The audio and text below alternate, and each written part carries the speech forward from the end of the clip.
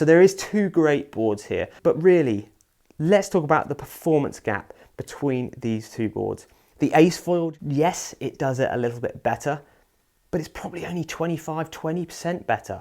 It really is good to see the gap closing now between composite and inflatable. Hello everyone, welcome back to a comparison video between the Ace Foil Lightning and the Ace Air Foil.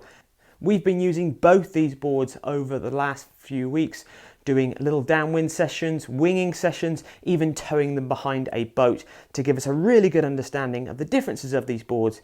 Check out this full video to find out which one will potentially suit you. Now the Ace Foil Lightning is an incredibly slippy board that does paddle up very, very easily. It is very quick for the amount of paddle strokes you put in. That is a big difference between where these boards have come from in the last few years. Now the paddle speed is so much greater with these new Lightning boards. That price point is actually very competitive for the construction. That having that slight V under the nose really gets you up on foil very quickly. It's so good to see Starboard put so much work into an inflatable board. This is definitely one of the most impressive inflatable foil boards on the market to date from any brand. There is so much on this board, and it is the stuff that does make a huge difference when you're riding and paddling this board. The difference between the two, if anything, I would have said actually that the inflatable board was almost a little bit more forgiving on touchdown.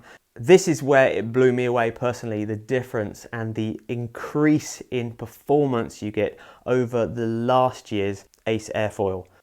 The composite board does have a very stiff and direct feel, but the carbon plate I wouldn't say is massively far behind with that. More performance riders will always want lightest, best and fastest.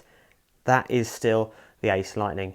But for most of us out there that just want a fun board to get up in lots of different conditions and we don't have to worry about it so much in our day-to-day lives, the Ace Airfoil is the board I would choose out of these two to actually live with.